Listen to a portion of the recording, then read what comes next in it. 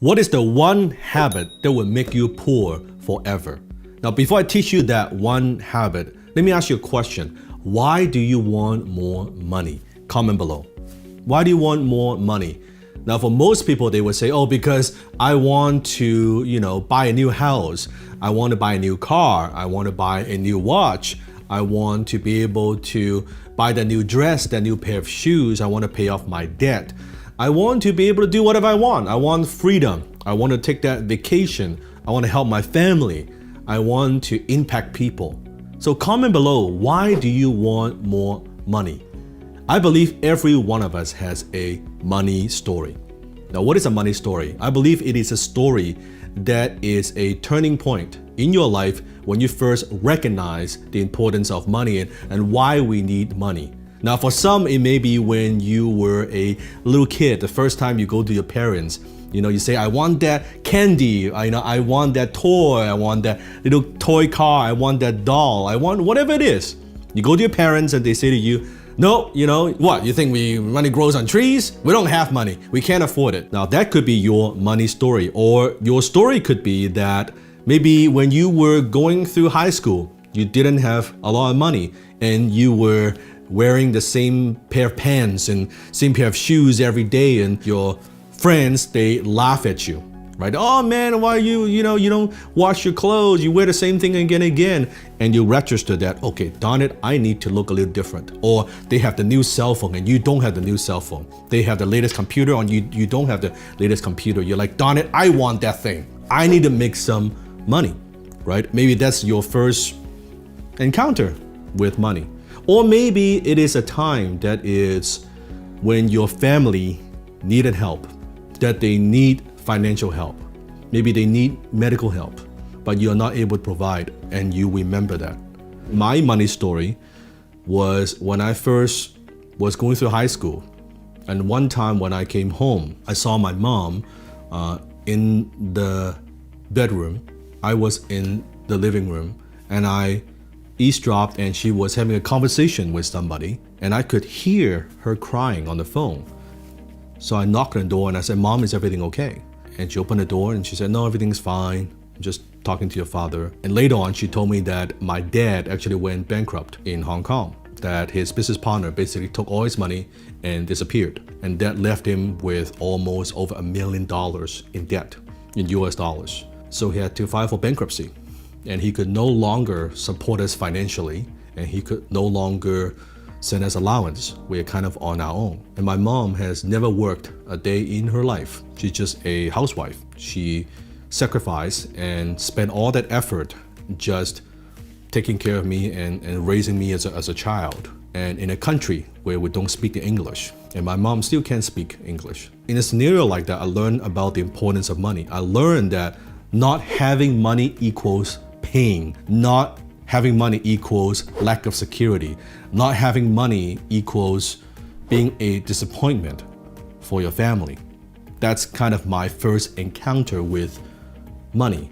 Now, what has this to do with the one habit that will make you poor? So I want you to think back and comment below. Think back your money incident, your money story. When was the first time that you got it, that you're like, oh, I need money. I need money to survive. I need money to do whatever. I need money to solve this problem. I need money in order to do this X or Y thing. And suddenly, finally, I'm having a little bit of money. I'm having a little bit of success. I wanted to show off. I want to show people that, hey, you know what? I am smart, that I am somebody. I'm not the invisible kid in high school. Look at me. Look at how good I am. Like I'm better than you. It was all ego driven. It was all pride driven. I was getting a new car every year, was buying all kinds of stuff that I don't need. If you really think about why you want money, and you might want all these things, but my guess is when you go deeper, you actually go deeper. I believe we're actually going after a certain feeling that I want, a certain feeling that you want. Now you may be thinking, no, Dan, I don't care about the materialistic things. No, you're still going after something. Maybe you want the freedom, you want to travel, you want to be able to work from home. You want to be able to impact other people. You want to be able to help the charity that you want to support. There's something that you're after. You're just going after it in a different way. Does that make sense? We're after certain emotions that money could provide for us. So what happens is, then we want to buy those things. We want to buy things that gives us those emotions to make us feel good. And that's how most people end up spending money we don't have, buying things that we don't need to impress the people that we don't even freaking like. And that's what I did for a period of time, for a long period of time. I thought that's what it is. You have money, you spend it, right? You buy things, you buy cool things, and you buy the next thing, and you think that next thing would give you that feeling, that emotion that you are craving for.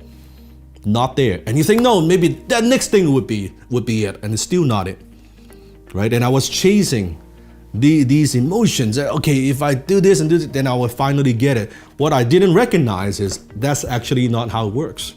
The habit is if you always want to buy things to make yourself feel better, to be validated, to prove other people wrong, you'll always be poor.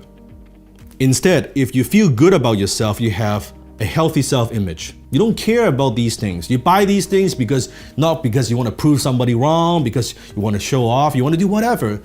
You buy them simply because you like them. You buy them because you enjoy them. It gives you comfort. And money is simply a tool. It gives you comfort. It gives you peace of mind, right? It gives you time. Yes, money allows you to buy time, allows you to have more choices in life. You could say no to things because you don't really need the money. So think about in your own life, how much money you spend, be very honest, you spend to impress others. And instead of spending that money to impress, what if you spend that money to invest?